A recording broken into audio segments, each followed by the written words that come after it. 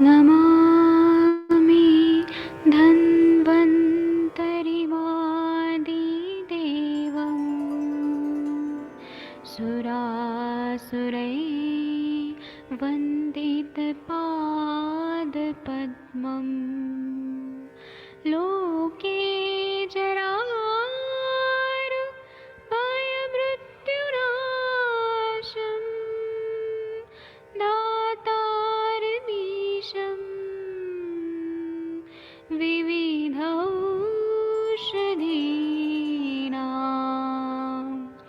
शङ्खं चक्रं जलौकां दधतं मृतघटं चारुतोर्भिश्चतुर्भिः सूक्ष्मस्वच्छादिरुद्यं शुकपरिविलसन्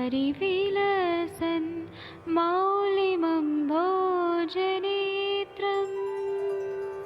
कालाम्बोदोज्ज्वलाङ्गं कटितटविलसत् चारुपीताम्बराढ्यं वन्दे धन्वन्तरिन्तं निखिलगदमिव प्रौढदावाग्निनीलम्।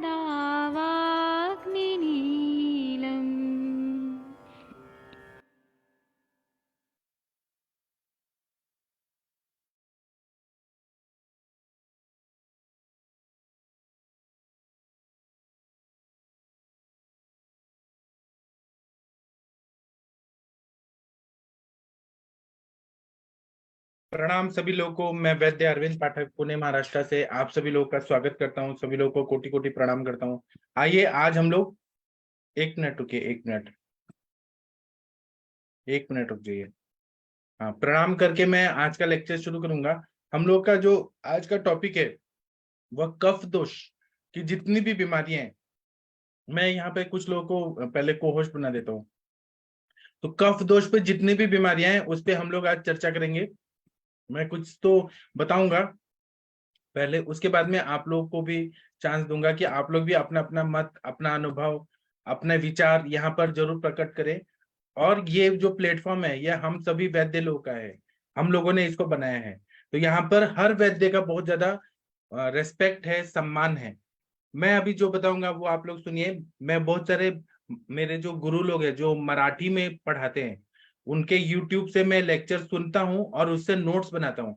कुछ अपना भी इनपुट डालता हूँ और इस तरह से मैं नोट्स बना के आप लोग के साथ सामने 75 लेक्चर्स का सीरीज लेके आया हूँ। यह भी पूरा चलेगा 75 डेज तक, 7 बजे का जो लेक्चर है। तो आज जो है वो कफ दोष की जितनी भी बीमारियां हैं उस पे हम लोग चर्चा करने वाले हैं। सबसे पहले हम लोगों ने ये पढ़ा है कि वात पित्त कफ, ये 3 दोष हैं। तो कफ दोष जो है, कफ दोष शरीर को बल देता है।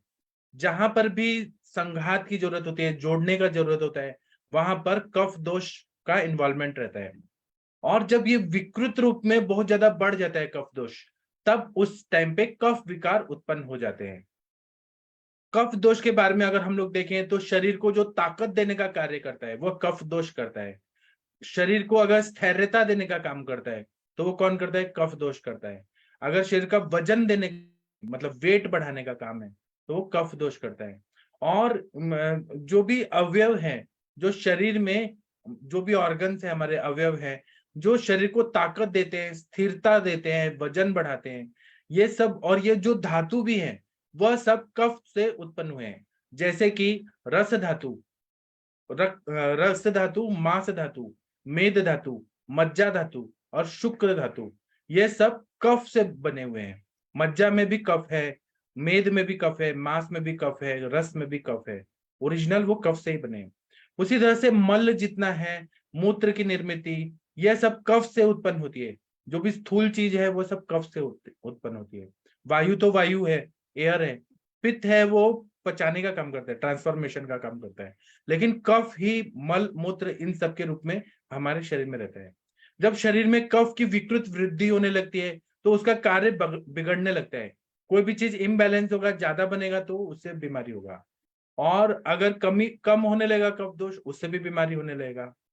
तो जो हमारे शरीर में रसादी 5 धातु है, 5 धातु को ध्यान में रखिए, वो कफ प्रीडोमिनेंट है।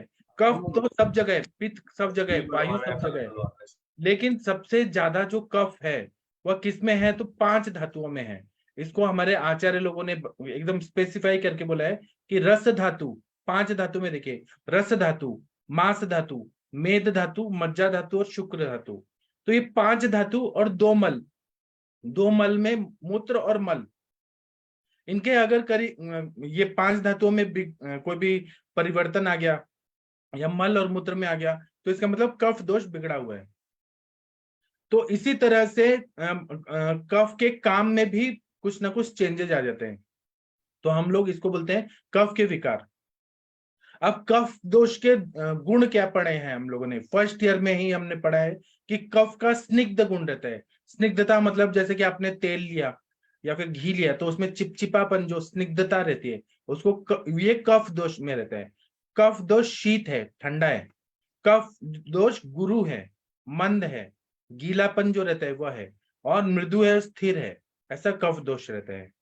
और ये जो स्निग्ध, शीत, ये गुरु, मंद, मृदु, स्थैर्य, ये कोई भी गुण में इधर उधर गड़बड़ हो गया तो उसके वजह से कफ विकार हो जाते हैं। अब यही हम शरीर के तरफ देखते हैं, ह्यूमन बॉडी के तरफ। तो कफ से होने वाली कौन सी बीमारी है? जब कफ दोष विकृत रूप में बहुत ज्यादा बनने लगता है और स्त्रोतोरोध करके व्याधि उत्पन्न करता है। तो जैसे कि सर्दी होना, सर्दी मतलब प्रतिशाय होना, सर्दी जुकाम होना।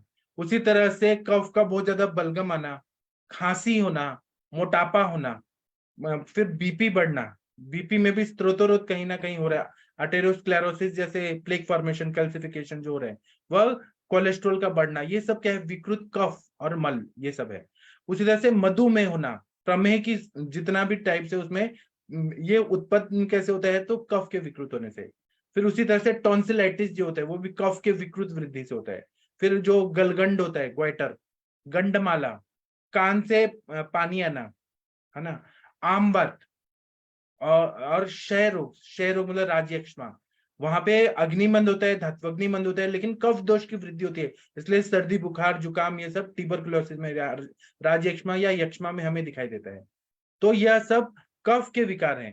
कौन से हैं? तो सर्दी, जुकाम, खांसी, फिर श्वास की बीमारी, मोटापा, हाई बीपी, फिर उसके बाद में मधुमेह, टॉन्सिल का टॉन्सिलाइटिस, ग्वाइटर, गंडमाला, कान बहना, आमबात और राज्यक्षमा, ये कफ के विकार हैं। उसी तरह से अगर हम लोग देखें तो छाती में कफ जमा होना, कंजेशन होना पूरा, यह भी कफ की वजह से होता है। तो हम लोग कफ विकार में बहुत कुछ ऐसे देखते हैं। और दूसरा है कि हमें ये समझना चाहिए कि कफ के विकार जो है शत्रु की तरह शरीर को नुकसान पहुंचाते हैं, तो इसलिए हमें तुरंत का तुरंत उनको इलाज करना चाहिए। अगर तुरंत इलाज कर लिया तो बीमारी निकल जाता है। अब कफ के दोष के जो भी बीमारियां हैं, कफ दोष के, उसके कारण क्या है तो वह हम अभी बात करेंगे, फिर आप लोग बताइए। तो कफ वर्धक चीजें जो हैं हमारे आचार्यों ने बताई हैं, उस पर ध्यान देना बहुत जरूरी है। तो जैसे कि बहुत ज्यादा मीठा खाना, मधुर रसात्मक चीजें बहुत ज्यादा मात्रा में खाना, खट्टी चीजें बहुत ज्यादा खाना, फिर नमकीन चीजें, मधुर, अम्ल और लवण रसात्मक चीजें ज्यादा खाना, यह अगर खाया जाता है तो कफ दोष की विकृति होती है। उसी तरह से अब आप पूछेंगे कि लवण रस से कैसे होता है? तो लवण जो है वो पानी पानी एब्जॉर्ब करता है बहुत ज्यादा और स्त्रोतोरोध करता है और कफ को बढ़ाता है। उसी तरह से खट्टा भी है, उसमें मूल रूप से वो कफ को बढ़ाने वाला रस है, मधुर रस तो है ही। उसी तरह से गुरु पदार्थ, बहुत पचने में हैवी चीजें, उसी तरह से ठंडी चीजें, ये कफ को प्रकोपित करते हैं। फिर तेल वाला चीज, डालडा वाला चीज, डीप फ्राइड ऑयली चीजें, और या घी में बनाई हुई चीजें, ये बार बार खाना, ये कफ दोष को विकृत करता है और शरीर में मोटापा लाता है, मेद को भी बढ़ाता है। कफ और मेद का साहचर्य का संबंध रहता है। इसी तरह से अगर कोई विलासी जीवन कर रहा है, सुखी जीवन का अति योग हो रहा है, बैठे बैठे रह रहे हैं, तो उसके कफ के विकार बहुत ज्यादा बढ़ जाएंगे। इसी तरह से बैठे जो वर्क फ्रॉम होम करते हैं, दिन भर सोते रहते हैं और रात को भी सो जाते हैं, दिन में भी सो जाते हैं, या फिर जो लोग बहुत ज्यादा दही का सेवन करते हैं, उनको कफ के बीमारियां होती हैं। इसी तरह से जिन लोगों को धूप में जाने में भी तकलीफ होती है, हर समय एसी में बैठे रहते हैं, एक्सरसाइज नहीं करना है, कोई भी मेहनत का काम नहीं करना है, इनको उन सबसे बहुत ज्यादा प्रॉब्लम होती है। उनको सर्दी जुकाम, ये कफ की बीमारियां जल्दी होती है। इसी तरह से जिनको सनलाइट नहीं मिलता है, ऐसा घर में रहते हैं या ऑफिस में रहते हैं जहां सनलाइट नहीं मिलता है, या फिर घर में बहुत ज्यादा पानी पानी है, ह्यूमिडिटी बहुत ज्यादा है, घर के आसपास बहुत ज्यादा पेड़ पौधे हैं। अभी आप लोग को मालूम है यहाँ पे एम्बे वैली है, जो सुब्रतो राय सहारा जी है ना, उन्होंने लोनावाला खंडाला के बीच में एम्बे वैली करके एक जगह बनाया है। उसमें और भी पॉलिटिशियन का पैसा लगा हुआ है, तो अभी तो वो जेल में है सुब्रतो राय सहारा के। तो उन्होंने क्या किया है कि कम से कम 10,000 एकड़ का जगह है, पूरा हिली एरिया है, और वहां पे 99% केवल पेड़ पौधे हैं, और पूरा जंगल है, पूरा ग्रीन पूरा किया है, और 1% ही कंस्ट्रक्शन का काम हुआ है। वहां पे आप जाएंगे ना तो मतलब मैं गया था, मुझे बुलाया था एक पेशेंट ने। वहां एक दिन का किराया 1 लाख 1.5 लाख रुपए रहता है। वहां के जो होटल्स हैं, जो ऐसे बड़े बड़े कॉटेजेस हैं, तो वहां जाने पे इतना फ्रेश लगता है ना, अगर आप 10 मिनट भी रुक गए, इतना प्योर ऑक्सीजन मिलता है कि ऐसा लग रहा था कि खून बढ़ गया, इतना फ्रेश लगता है। लेकिन वहां पे ज्यादा दिन रहना, अगर कोई 1 महीना रह जाएगा तो उसको कफ की बीमारियां होती हैं, ऐसा उन लोगों ने बताया जो भी वहां काम करते थे। तो ज्यादा जो पेड़ के पौधे बहुत ज्यादा रहते हैं, जंगल का एरिया रहता है, वो कफ वर्धक आनुप प्रदेश बोला जाता है। और वैसे ही मुझे एम्बे वैली में जाके ऐसा लगा। वहीं पे ये बिग बॉस का शूटिंग वगैरह जो होता है ना, वो एम्बे वैली में ही होता है। उसी तरह से पानी बहुत ज्यादा जहाँ रहता है, वह भी आनुप प्रदेश रहता है। बारिश हो रहा है, पानी रह रहा है, तो वो प्रदेश कफ बढ़ाने वाले जगह रहते हैं। इसी तरह से अगर ठंडे पानी में कंटिन्यू काम करना पड़ रहा है, तो वो भी कफ को बढ़ाता है। इसी तरह से किसी किसी को अनुवांशिक कफ के विकार रहते हैं, हेरिडेटरी रूप से ही रहते हैं।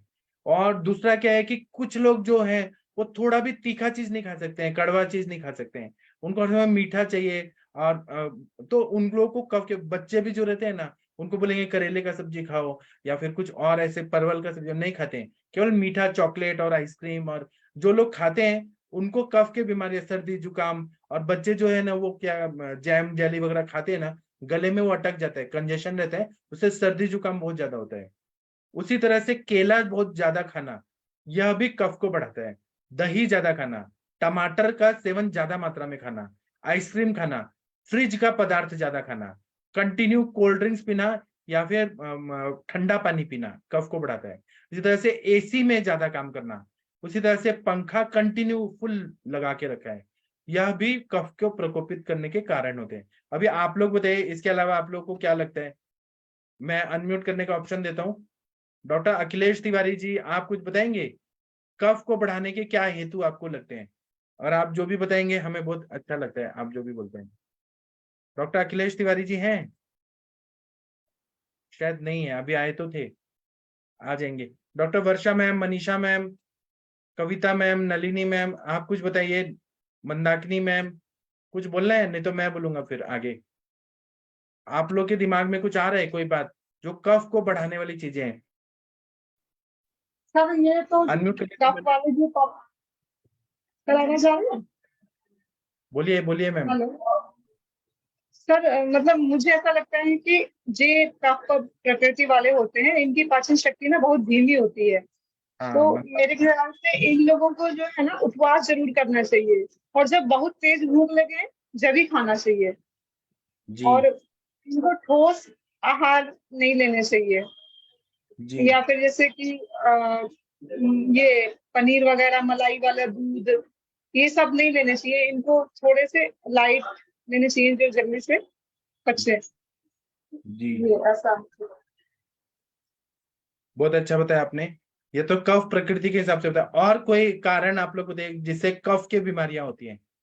मनीषा मैम, किसी को कुछ बताना है तो बता सकते हैं, आप सब भारत के श्रेष्ठ चिकित्सक हैं, सब लोग इस पे बोल सकते हैं।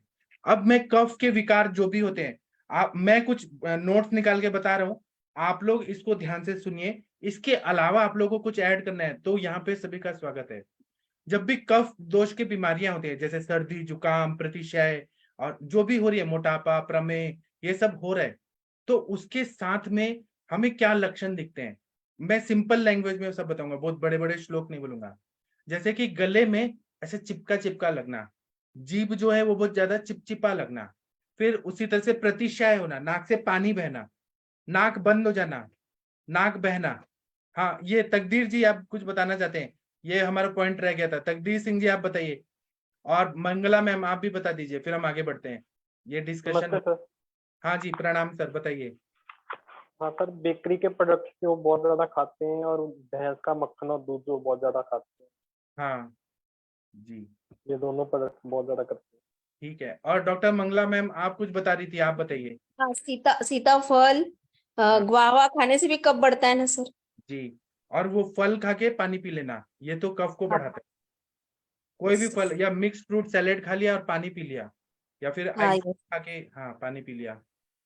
जी, कविता मैम आप कुछ बोलना चाहती हैं इस पे? मैं चाहता हूँ कि आप सब शामिल हो इस डिस्कशन में, है ना? किसी को बोलना है? वीना मैम आप कुछ बोलना चाहती हैं? सर अक्सर क्या रहता है ना, छोटे बच्चे जो होते हैं हाँ वो जैसे मिठाई खाने के बाद पानी पी लेते हैं, या केला वगैरह बनाना खाते हैं उसके तुरंत बाद पानी पी लेते हैं, जी, उससे भी फर्क पड़ता है सर, है ना? कफ की बीमारियां होती है, और ये बाल्यावस्था कफ का ही टाइम रहता है, युवावस्था पित्त का रहता है, वृद्धावस्था वायु का रहता है ना? हाँ, और ये वीना मैम कुछ बोल रही हैं। ऋतु नुसार भी वसंत ऋतु का काल नैसर्गिक कफ प्रकोपक काल बराबर होता है। जी, ऋतु के हिसाब से और दिन के हिसाब से भी देखें तो जैसे कि सुबह का जो टाइम है 6 से कितना 10, 6 से 10 का टाइम है वो कफ का है, और शाम को भी 6 से 10 है वो कफ का टाइम रहता है। ठीक है, और किसी को कुछ बोलना है तो आप बोलिए, पहले मैं बोल लेता हूँ फिर आप बोलिए। तो जब कफ की बीमारियां होती है ना, तो नाक से पानी आ रहा है, नाक बंद हो रहा है, कंजेशन हो रहा है, नाक बह रहा है, उसी तरह से गले में कुछ तो अटक गया है ऐसा फील होता है, छाती में कंजेशन होता है, जड़पना लगता है, कफ की वजह से छाती में कुई कुई आवाज आता है। यहाँ ऐसे बताया हमारे सर लोगों ने ऐसे बोला, लेकिन वो रोंकाई या क्रिपिटेशन ऐसे आवाज होता है, या फिर लगता है कफ का तार बज रहा है, जैसे वीणा बजाते हैं ना वैसे कफ कुछ तो अटका हुआ है ऐसा लगता है। फिर खांसी आती है, फिर खांसने के बाद बहुत ज्यादा बलगम निकलता है, कफ निकलता है। फिर कफत ज्वर भी होता है जिसमें ठंडी बज के बुखार आता है, और बुखार बार बार आता है। फिर इसी तरह से टॉन्सिलाइटिस होता है, और ये जो अंदर का जो ये रहता है ना जीभ, अधिजीवा, वो भी बढ़ जाता है। मुंह चेहरे पे बहुत ज्यादा सफेदी आ जाती है, शरीर फीका फीका लगने लगता है, खाने का टेस्ट नहीं आता है, अग्निमंद हो जाता है ना? और वजन बढ़ता है, रक्त की कमी होने लगती है, पूरे शरीर में खुजली आती है कफ की वजह से। कंडू जो है वो कफ का बीमारी है। फिर हाथों में बहुत ज्यादा चींटियां काट रही हैं ऐसा होता है। खाना खाने के बाद कफ होना बहुत ज्यादा ऐसा होता है, कुछ जैसे अटैक आ रहा है खांसी का या श्वास का। इसी तरह से मुंह से बार बार कफ आता है। उसी तरह से सुबह सुबह उठने के बाद इतना कफ आता है कि खांसने को आता है कि बैठना पड़ता है, नाक बंद हो जाता है, सर में शिरो जाड्यता गुरुता ऐसा आता है, और पूरा शरीर जो है वो पूरा अकड़ जाता है। मेरे पास एक पेशेंट आए थे, अग्रवाल पेशेंट थे, डॉक्टर मनोज अग्रवाल जी। तो वो ना बहुत बड़े मोटे थे और 360 किलो के थे। तो वो क्या करते थे कि मैं डाइटिंग कर रहा हूँ, ऐसे दिखाने को डाइटिंग कर रहा हूँ, और वो आने के बाद 1 किलो दही और 1 किलो कुकुम्बर, खीरा, ककड़ी ये काट के और वो खाते थे, और फिर वो खा के और सो जाएंगे, और फिर उठेंगे दिन में 12-1 बजे उठेंगे, और उसके बाद में तैयार व्यार होके फिर ऑफिस को जाएंगे, फिर रात को आएंगे, ऐसा रूटीन था। तो एक बार उनको मन किया कि मैं 1 किलो दही क्यों खा रहा हूँ। उन्होंने 2 किलो दही, और बहुत मोटे थे ना, भूख लगी थी उस दिन, तो 2 किलो दही और कुकुम्बर खा लिए उन्होंने। उस दिन उनको इतना ज्यादा कफ हुआ, खांसने सांस फूलने लगा कि रात भर बैठना पड़ा। उन्होंने मुझे फोन करके बताया कि मुझे तकलीफ हो रही है। तो इस तरह का डाइटिंग आपको पसंद है क्या? ये हमारा आयुर्वेद बोलता है क्या कि दही खाओ रात को और ककड़ी सैलेड खा के आप रहो? ये उनको एलोपैथी के डॉक्टर्स ने कहा था कि आप ऐसे डाइटिंग करो, जो कि गलत है। अब आप लोग बताइए लक्षण। डॉक्टर अरविंद सक्सेना सर, प्रणाम सर। आप कफ के विकारों में कुछ बोलना चाहें तो बोल सकते हैं सर। हाँ सर, कफ के लिए तो बहुत कुछ बोला जा सकता है। आवाज आ रही है सर मेरी? आ रही है, बहुत बढ़िया आ रही है सर।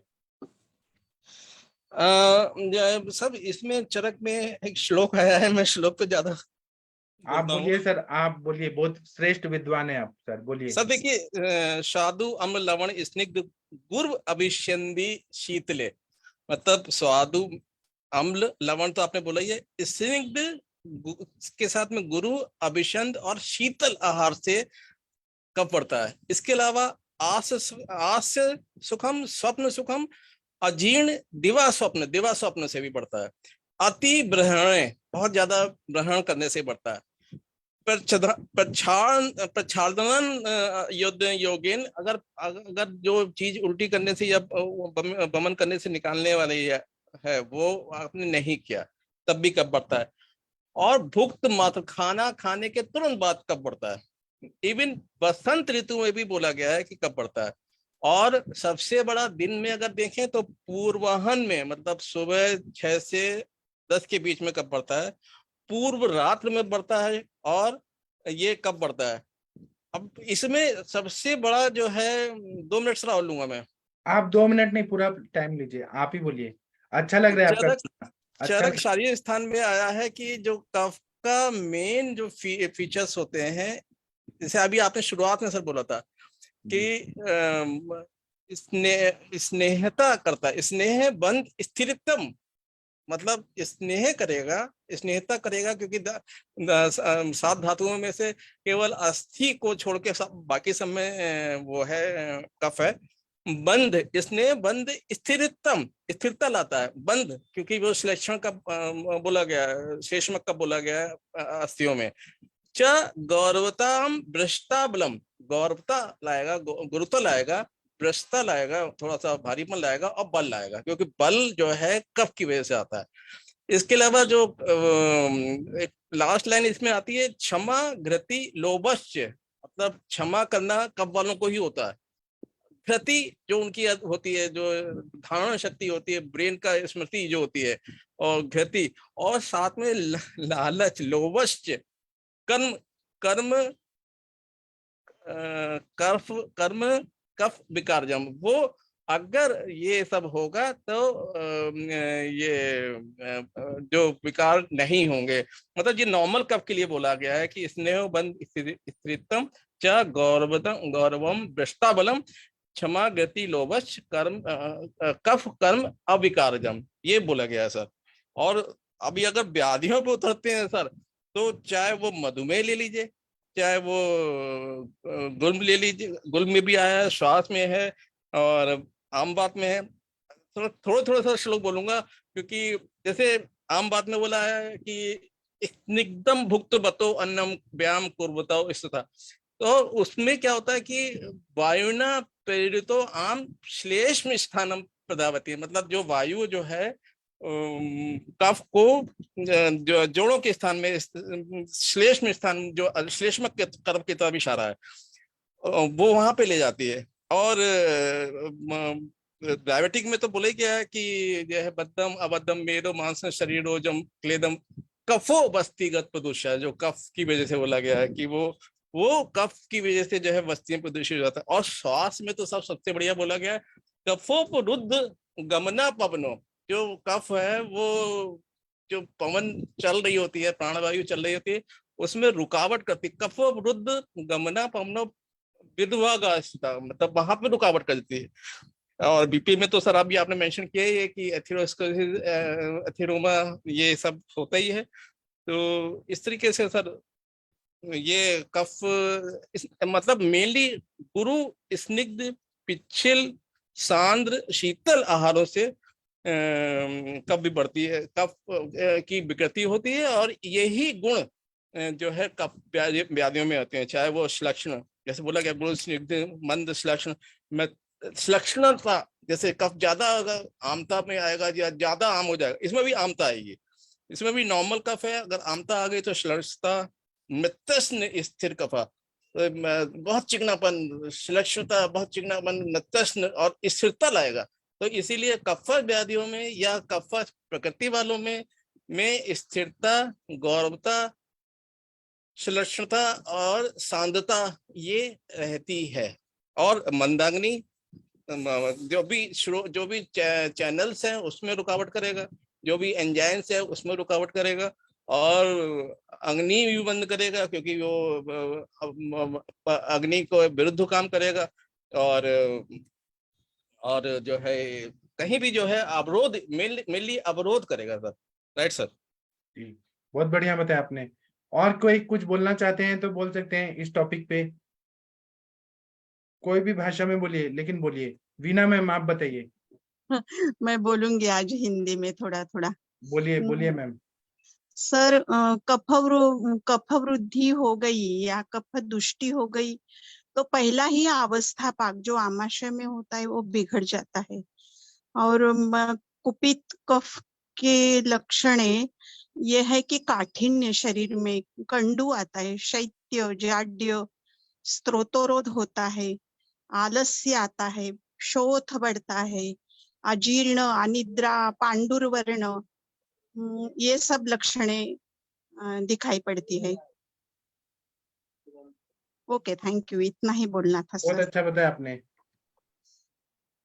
ठीक है, बहुत अच्छा बताया। अब हम सर हाँ। सर कफ मतलब कफ दोष जब कुपित हो जाता है तो अपन उसको एलोपैथी या मॉडर्न से ऐसे भी कोरिलेट कर सकते हैं कि जैसे वीजिंग, चेस्ट में वीजिंग साउंड आना, क्योंकि अवरुद्ध होने के कारण से है उसका जो ब्रोंकियल्स का जो पाथ होता है वो ऑब्स्ट्रक्शन हो गया, जितने भी चैनल्स है ब्लॉक हो गए, इसकी वजह से वीजिंग साउंड, कैपिटेशन साउंड, जो रोमकाई, वेट साउंड, ड्राई साउंड जो आती हैं सर, वो भी एक मतलब बिल्कुल सही बताया गया है कि जब दोष कुपित हो जाता है और वो किस प्रकार से अपने लक्षण प्रदर्शित कर सकता है, तो ये इसको मॉडर्न से भी इस प्रकार से अपन समझ सकते हैं। जी, बहुत और अच्छा। सर बिल्कुल सही बताया कि कफ दोष जब कुपित हो जाता है तो उसमें अजीर्ण अजीर्ण गुरुता और स्थिरता ये सारे लक्षण आते हैं। और सर अधिकतर ये भी देखा गया है कि ऐसे जो जो बच्चे होते हैं उनको, जिनको ज्यादा कॉन्स्टिपेशन यानी अजीर्णता यानी भोजन का पाचन न होना, पेट में कब्ज होना, तो उनको जरूर ये मिलता है सर, स्नीजिंग कफ प्रॉब्लम मिलती है। जी मेरे बच्चों को है ना सर। जी, बहुत अच्छा। और कोई कुछ बोलना चाहते हैं? अगर बोलना चाहते हैं तो बोल सकते हैं। सर ये जो हाँ। जब क्लॉटिंग आती है पीरियड्स में, तो वो भी तो कफ के कारण ही होती होगी ना, हाँ, उसमें भी कफ का रोल कफ होता से होगा। रजो दृष्टि भी होती है, कफ से शुक्र दृष्टि भी होती है। कहाँ तक देखेंगे, कितना बढ़िया बढ़िया बताया अपने शास्त्रों में। जी। हाँ, मनीषा मैम, आप कुछ बोलना चाहती हैं? जी सर, प्रणाम सर। सब हाँ। कुछ बता दिए सर आपने बहुत अच्छे से डिटेल में, और सक्सेना सर ने तो बहुत अच्छे से और क्लियर कर दिए वैदिक उसमें भाषण में। सर इसका जो कफ का जो है गुण क्रूरता की वजह से चल गुण नहीं है, तो ये अनुबंधित होकर के नाना प्रकार की व्याधियों को जैसे घटित करता है। तो जैसे कफ इसमें पित्त के साथ अनुबंधित हो गया, कफ के साथ अनुबंधित हो गया, तब ये चलगुण के साथ होता है। नाना प्रकार से जाकर के जहाँ स्रोत अवरुद्धता है तो उसका भी कारण यही है। इसमें गुरुता होने के बाद यदि ये अनुबंधित हो गया किसी भी हमारे दोषों से, वात से या पित्त से, तो ये चलगुण प्रधान हो जाता है, और इसी से सारी चैनलों को हमारे ब्लॉक करना और आम को वृद्धि करना और ऑब्स्ट्रक्ट करना और कहीं भी ब्लॉकेज करना, जैसे महिलाओं में इसका थायराइड का जैसे होना किसी भी इसमें, तो उसमें भी ये वात और कफ का ज्यादातर जो हार्मोन्स को भी बताए कि उसमें भी ये इफेक्ट करता है। तो सारे चैनलों को एक कफ की वजह से अवरुद्धता आती है, और ये एक बड़ा कॉज है सर। जी ठीक है, बहुत अच्छा बताया मैम आपने। और कोई कुछ बोलना चाहते हैं? कोई भी बोल सकता है, नहीं तो अभी आप थोड़ा सुनिए फिर आप बोलिए, तब तक सोचिए आप लोगों को क्या दिमाग में आता है। तो हमारे पास जब भी पेशेंट आते हैं ना कफ विकार से, तो उसका हमें गला देखना है, थ्रोट देखना है, जीभ देखना है, अधिजिह्वा देखना है, नाक देखना है, उसमें देखना है कफ जमा है क्या, नाक बंद है क्या। इसी तरह से हमें स्टेथोस्कोप लगा के चेस्ट को एग्जामिन करना है, उसमें किस तरह का साउंड आ रहा है, इस पे अरविंद सर बताएंगे। और उसी तरह से कफ का तार बज रहा है क्या, कोई कोई आवाज आ रहा है क्या, रोंकाइक क्रिपिटेशन किस तरह से आवाज आ रहा है, वो देखना है। फिर हमें वजन देखना है, चेहरे पे स्वेलिंग है क्या, हाथ पैर में स्वेलिंग है क्या, इस तरह से नाखून, आंख, त्वचा में सफेदी है क्या, सफेद श्वेतता है क्या, वो देखना है। इसी तरह से नाक का, कान का, आंख का, त्वचा, इनका मल ये बढ़े हुए हैं क्या, मल वृद्धि भी होना, जो बालों में मल वृद्धि हो रहा है, नाक में, कान में, आंखों में, त्वचा में, यह भी कफ के बढ़ने से होता है ना। जैसे प्रमेय में ऐसा बोला है कि ये सारे बढ़ जाते हैं, और राजयक्ष्मा में भी बोला है कि ये मल जो है वो ज्यादा वृद्धि होता है। उसी तरह से कफ कम हो गया तो शरीर में, छाती में, आंखों में, नाक में एक हल्कापना लगता है। तो हमें ये देखना है कि कफ बढ़ रहा है कि नहीं बढ़ रहा है।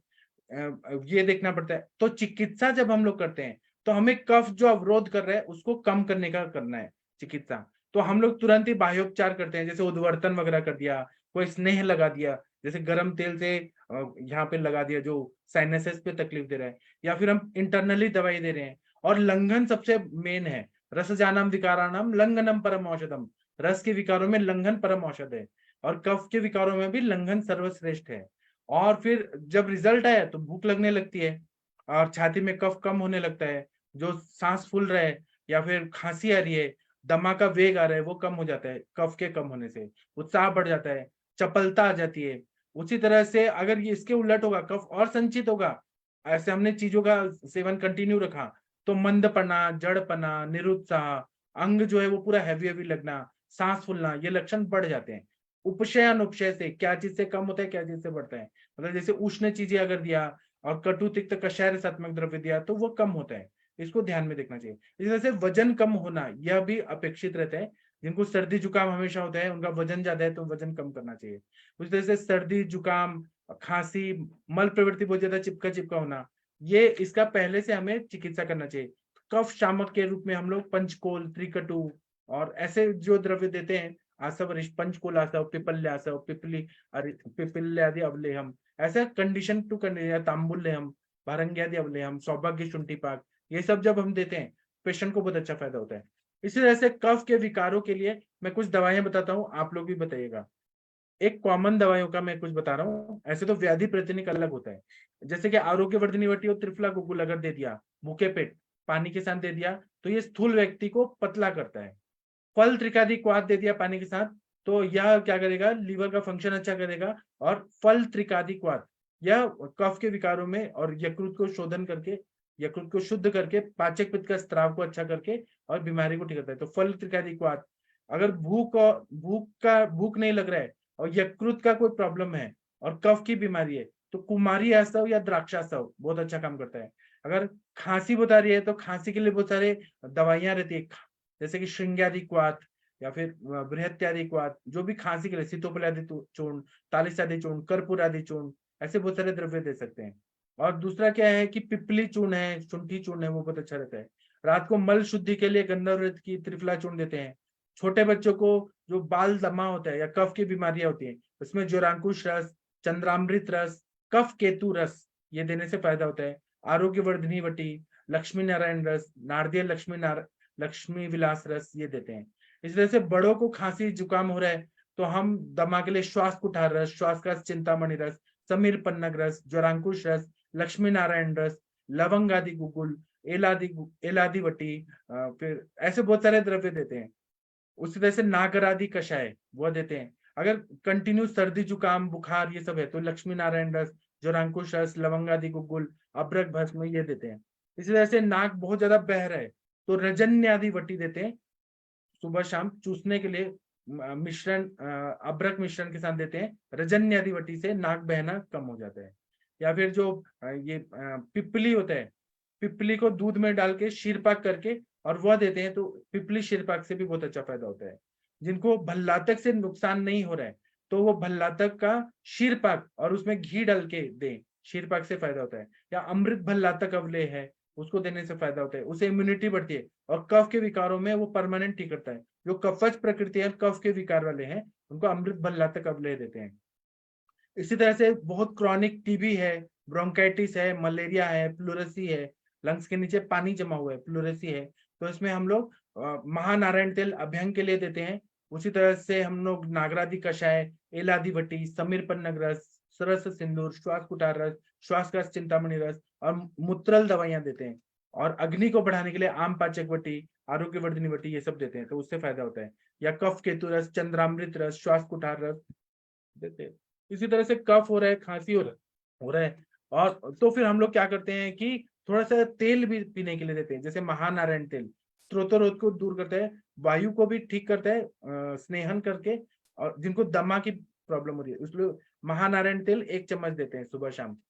उसी तरह से जिनको कफ है, दमा है, तो हम लोग ये जो एलोवेरा है उसका मज्जा देते हैं या रस देते हैं, वह बहुत अच्छा फायदा करता है।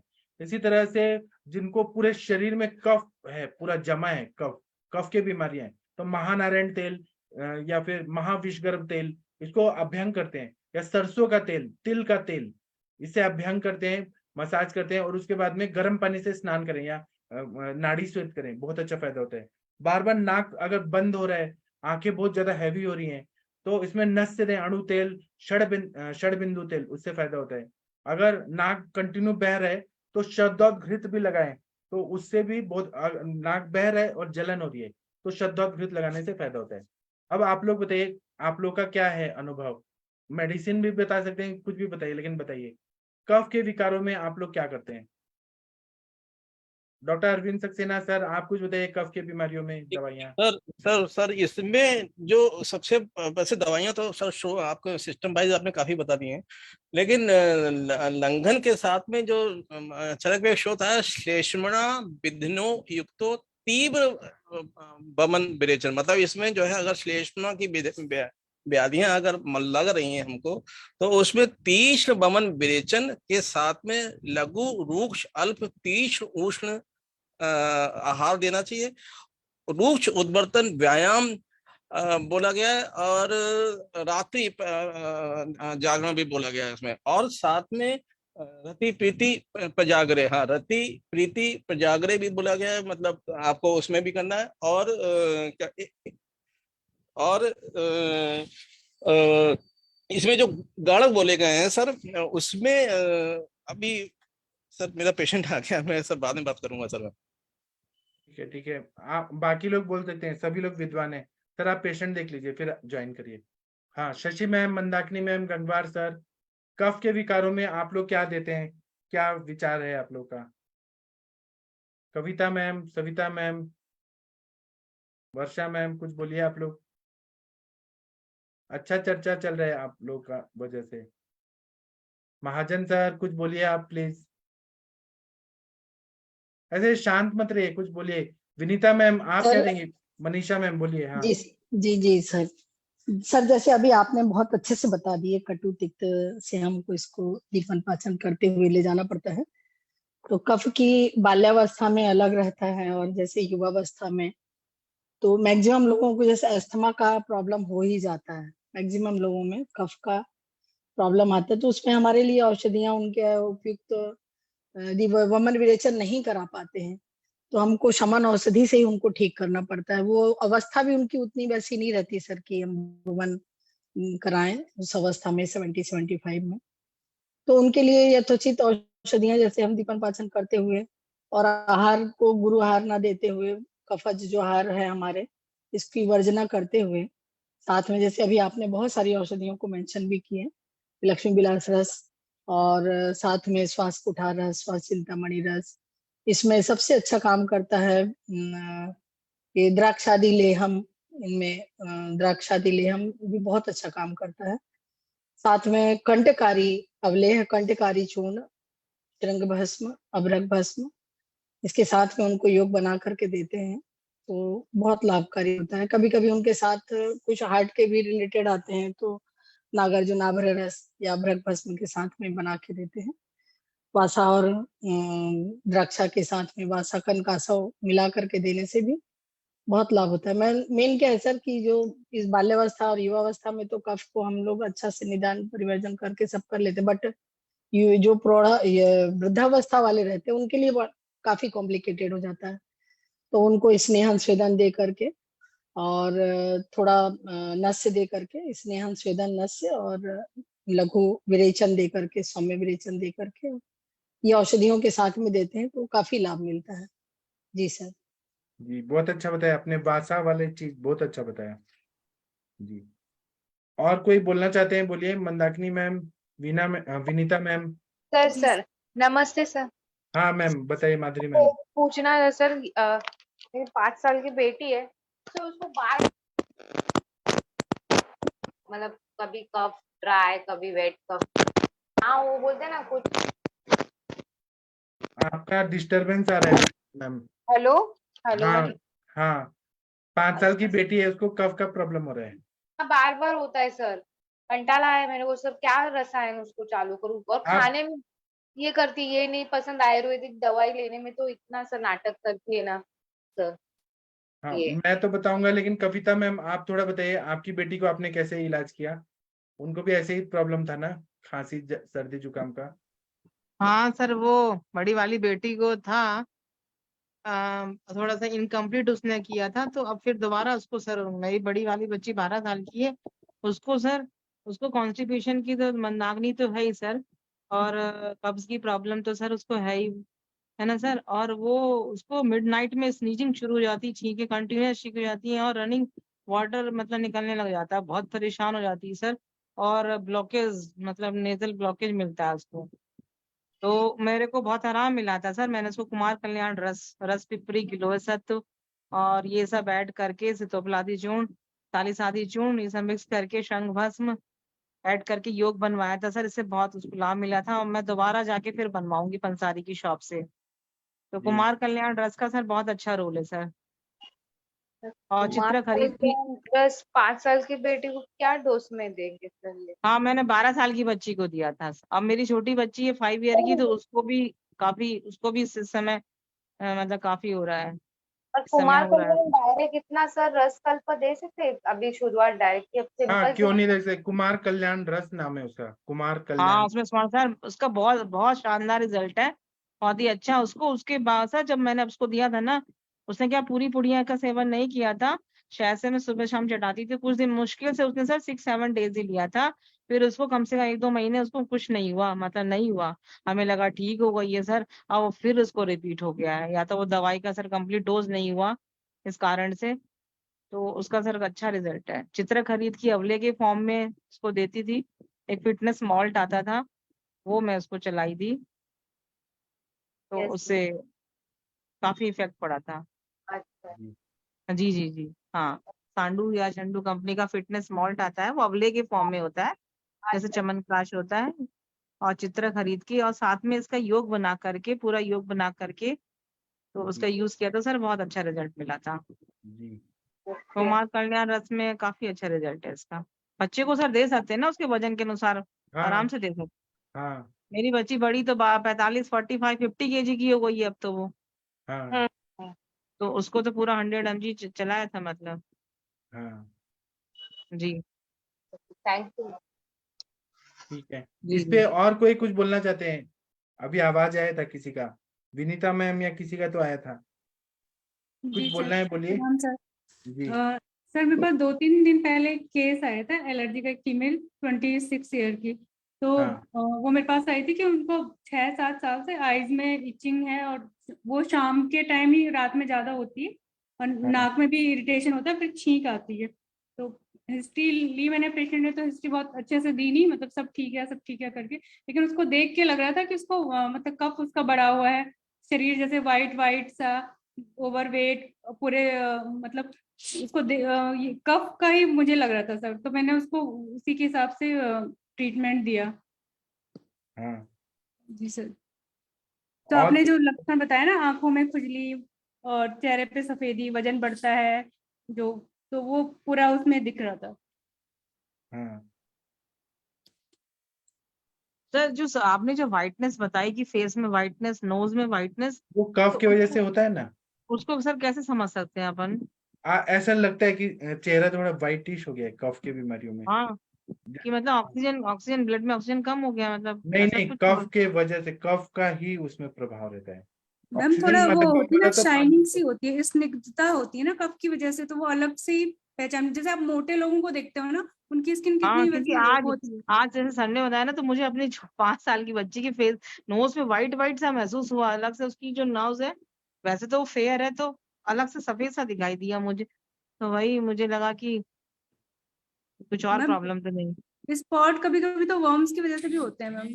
जी जी जी, नहीं स्पॉट्स नहीं है, नहीं स्पॉट वो वॉर्म्स नहीं है, लेकिन वो जो सर जो लक्षण बता रहे थे, तो वो मेरे को लग रहा था उसकी, मतलब बच्ची के फेस पे लग रहा था, मतलब आज मुझे महसूस हुआ, क्योंकि उसको बहुत स्पुटम वाली खांसी हो रही है मतलब, और उसको वीजिंग भी मिल रहा है चेस्ट में थोड़ा सा। तो वही मुझे लगा कि मतलब SpO2 तो कहीं कम नहीं हो रहा है उसका। वो तो तो आप इससे चेक तो करा कुछ, सकती हैं। वो तो आपको वो जी मिलेगा तो कर सकते हैं आराम से। जी जी जी जी सर, ओके सर जी। हाँ, इसी तरह मैं अभी कुछ बोलता हूँ, फिर आप, अच्छा मनीषा मैम बोलना चाहती हैं कुछ? नहीं सर, ठीक है, आप आगे जारी रखिए। मैं हाँ। मैडम के लिए ये सजेस्ट कर रही थी कि हाँ मैम बच्ची को पहले कोष्ठ शोधन है कि नहीं देख लीजिए, पोटी अच्छी जाती कि नहीं। और दूसरी बात है कि उसको पहले क्रमी कुठार रस वगैरह चलाइए, उसको साथ में अजमोदा चलाइए, रात में खाने को दीजिए गुड़ अजमोदा, क्योंकि कंटिन्यू उसको चल रहा है, तो इसको ध्यान रखिए। और मैं रस के बारे में डिस्कस कर रही थी, कुमार कल्याण रस जैसे बोल रहे हैं कि 5 साल की बच्ची को दे सकते हैं, मैं तो 1 ईयर के बच्चे को भी देती हूँ मैं, और 6 मंथ को भी देती हूँ, मात्रा के अनुसार दे करके देती हूँ, माँ के दूध में घिस के। तो मैम ये रस बहुत सुरक्षित है, जो हम इतनी कंटिन्यू एंटीबायोटिक और ये सारी चीजें बच्चों को खिलाते हैं, वो तो हम डायरेक्ट पॉइजन खिला रहे हैं बच्चे को। और ये आप यदि यदि आप अच्छी मात्रा में और अच्छे अनुपान के साथ देते हैं, कुछ भी नहीं है तो आप सिर्फ सितोपलादी के साथ मिलाकर देते हैं, तो भी ये रामबाण साबित होती है।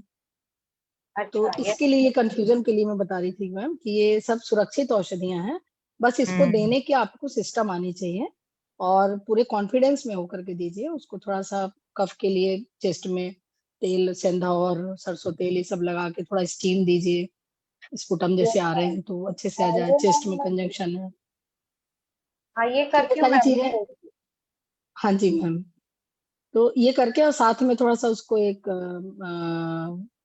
वासा सिरप आता है, ये सारी चीजें दे सकते हैं मैम, सुरक्षित है। कफ फील आता है, वासा आता है, तो बच्ची आपकी स्वस्थ हो जाएगी। उसके लिए आप इतना कंफ्यूज मत होइए कि ये दे सकते हैं या नहीं रस को। सही बात है मैम, बिल्कुल सही बोल रही हैं। हर 2 महीने में बच्चे को रिपीट होता है बार बार वही एजिथ्रोमाइसिन, वही इम्यूनिटी कम होती सेफाफोडाक्सिन। जाएगी ना मैम, और उसकी गुणता बढ़ती जाएगी, हाँ, और शिथिलता वही आती सर, जाएगी वही उसमें। कफ सिरप, क्योंकि उनके पास तो वो जो तो जाओ पीडियाट्रिशियन के पास, तो उनके पास घुमा फिरा के एंटीबायोटिक बदल देते हैं, और बस यही है मैम बच्चा। इतनी सिंपल औषधियां अपने आयुर्वेद में इतनी अच्छी हैं कि आप इसको लेके कर सकते हैं। आप जी बहुत ज्यादा बिल्कुल बिल्कुल। इमरजेंसी है तो आप उसको लीजिए, बट जैसे कंट्रोल हो गई तो आप इसको चलाइए।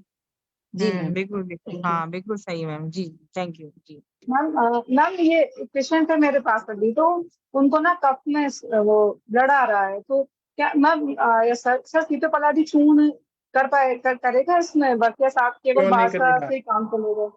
आप तो देखिए कंडीशन के मतलब हिसाब से। बेटर कौन सा रहेगा सर, बासा रहेगा या फिर खांसी ज्यादा है उनको, और उसमें बार बार जो ब्लड आ रहा है ना, तो वो पहले तो काला काला आ रहा था, ऐसे ब्लड आ रहा म्यूकस है तो वासा रहेगा, वासा रहेगा, सितोप्लादी वासा, और ये कुछ और ऐड कर सकते हैं, त्रिकटु वगैरह। जो शादी पर कम या 40%, तो हाँ 40 से अधिक 40 पकवाशय पे काम होता है।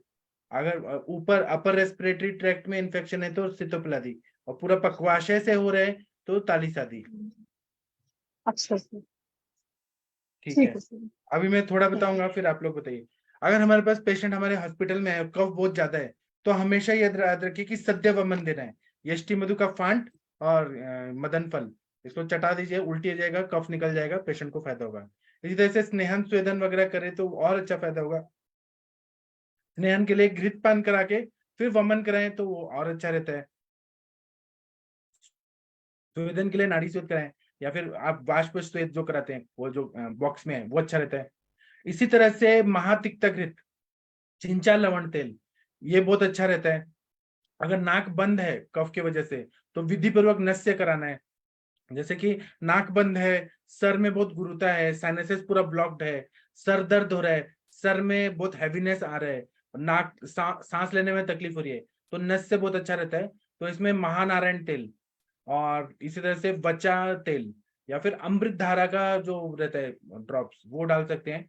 और पाठादि तेल, अणु तेल, वचा तेल, षडबिंदु तेल, ऐसे परिस्थिति के हिसाब से हमें देने में बहुत अच्छा रिजल्ट आया है। उसी तरह से और दवाइयां हैं, जैसे कफ कुठार रस। कुठार मतलब कुल्हाड़ी, कफ को कुल्हाड़ी से जैसे खरोच खरोच के निकालते हैं, कफ कुठार रस। श्वास कुठार रस, खदीरादिवटी, अर्कवटी, अर्क लवण, फिर कर्पूरादिवटी, लवंगादिवटी, तालिसादि चूर्ण, सीतोपलादि चूर्ण, योगराज गोगुल, त्रिफला गोगुल, यवक क्षार, अपामार क्षार, टंकन क्षार, पंचकोल चूर्ण, त्रिकटु चूर्ण, कितना बढ़िया बढ़िया है। और इसमें पत्ता पत्ते क्या करना है कि कफ के विकार ना हो, उसके लिए हमें शाम को जल्दी खाना खाना है, सूर्यास्त से पहले खाना है। और मीठा चीज, खट्टा चीज, नमकीन चीज, ठंडा, गुरु पदार्थ, स्निग्ध पिष्टमय पदार्थ, मेवा मिठाई, ये कम खाना है। उस तरह से नॉनवेज कम खाना है, आलू का सेवन कम करना है, प्याज, दही, केला, चावल, नमक, और जो सूखे धान्य है जिसमें हम बहुत सारा तेल डाल के पका के खाते हैं वो कम खाना है, ठंडा पानी कम पीना है, कंटिन्यू पानी पीते रह रहे हैं या कोल्ड ड्रिंक्स पी रहे हैं या जूस पी रहे हैं, मतलब अति द्रव जो जा रहा है शरीर में अति प्रमाण में, वो बंद करना है। खाने में बहुत ज्यादा तीखा, बहुत ज्यादा कषाय रसात्मक द्रव्य होना चाहिए और कड़वा होना चाहिए। तो उष्ण और गरम गरम खाना, पचने में हल्का खाना होना चाहिए। तो यह हमारे कफ की बीमारियों के लिए ठीक रहता है। जैसे खाने में चटनी होना चाहिए तो कफ की बीमारी कभी नहीं होती है। हर रोज अगर चटनी खाएं जिनको कफ की बीमारी है, जैसे पुदीना, अदरक, लहसुन, हल्दी, इनका चटनी खाएं और सूखा चपाती खाएं जिनको कफ की बीमारी है। और चावल खाना है तो चावल को भून के फिर उसको चावल बना के खाएं, या जो खील होता है वो खाएं, कफ की बीमारियां नहीं होती हैं। हमेशा गर्म पानी पीना है, पानी में शुंठी या शड़ंग पानी डाल के पानी पिए, वो अच्छा रहता है। तुलसी के पत्ते खाएं सुबह शाम, 10-10 तुलसी के पत्ते खाने से कफ की बीमारी नहीं होती है। और खाने में तीखा डालने के बदले आप लाल मिर्ची, हरा मिर्ची डालने के बदले काली मिर्च डालें, वो अच्छा रहता है। नमक जितना कम डाल सके उतना खाएं और कम बोलना है। और दूसरा क्या है कि ठंडा हवा, जो हवा आ रही है शरीर को ज्यादा नुकसान दे रही है, या फिर एसी में रह रहे हैं तो अगर एसी से नहीं रह सकते, या दूषित हवा जो पूरा कमरे को बंद या पूरा हॉल को कंबाइंड एसी रहता है, उससे अगर बचना है तो मास्क पहने, रुमाल या मफलर पहने, तो इससे हम रक्षा कर सकते हैं। और रोज क्या जिनको कफ की बीमारी है वो नमक, हल्दी और गर्म पानी को मिक्स करके गार्गलिंग करें, तो गार्गलिंग से भी कफ की बीमारियां नहीं होती हैं। अगर कफ की बीमारियां हो रही हैं तो हमें ये देखना है कि कफज कास है क्या, श्वास है, प्रतिशय, राज्यक्षमा, शोष, शोथ, शोथ भी कफ की वजह से होता है, स्थौल्यता, कंठशूल, प्रमेह, कंडू, स्वरभंग, ब्रोंकाइटिस, प्लुरेसी, मलेरिया, निमोनिया, ये सब हो सकते हैं। तो कफ के बीमारियों में हम लोग क्या करते हैं कि वमन जो है वसंत ऋतु में, जो स्वस्थ लोग हैं उनका स्वास्थ्य की रक्षा करने के लिए वमन दे देते हैं तो बहुत अच्छा रहता है। और कफ पर बहुत तीव्र औषधियां अगर हम दे रहे हैं, बहुत ज्यादा उष्ण, तो हमें ये देखना है कि उससे, जैसे कि भल्लातक किसी ने दे दिया आंख बंद कर, तो भल्लातक से नुकसान नहीं होना चाहिए, नहीं तो वो क्या होगा कि यूरिन में जलन होने लगेगा, चक्कर आएगा, हाथ पैर में जलन होने लगेगा। या बहुत ज्यादा चित्रक का प्रयोग कर रहे हैं, बहुत ज्यादा हमें उष्ण दवाइयां नहीं देनी है कि शरीर को नुकसान हो, और देनी है तो युक्तिपूर्वक अच्छे से दें, और अगर उससे नुकसान हो तो बंद कर दें।